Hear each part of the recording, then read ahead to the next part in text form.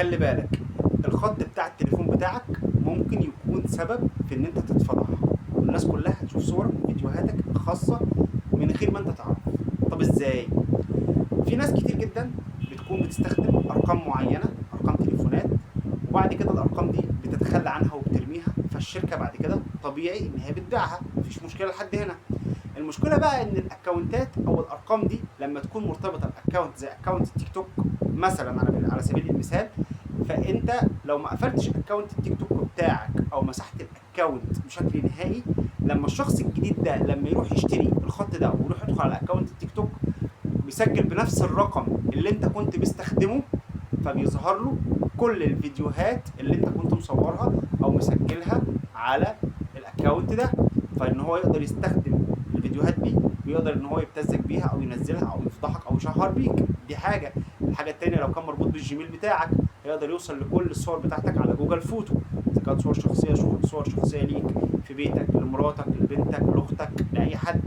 تمام. خصوصا لو كانت اصلا صاحبه الرقم ده بنت، فتبقى كارثه اكتر، لان البنات بيحبوا يصوروا صور شخصيه كتير، فبالتالي هيقدر يوصل للصور بتاعتك ويبدا يبتزك بيها او يضايقك بيها.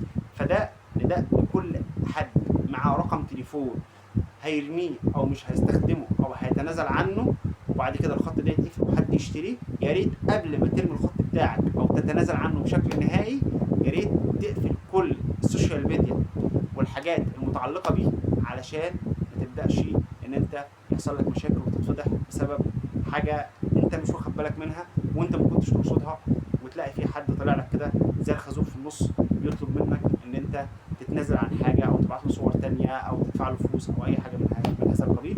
والحاجات دي والله حصلت فعلا، يمكن كان اخرها في حد مكلمني على هذا الموضوع، وبناء عليه انا حبيت اقول لحضراتكم ان كل واحد يخلي باله من الحاجه بتاعته، ويا ريت لو هنتنازل عن الخط بتاعنا نمسح كل الحاجات بتاعت السوشيال ميديا الخاصه بيها، وما نحاولش ان احنا نعمل كده.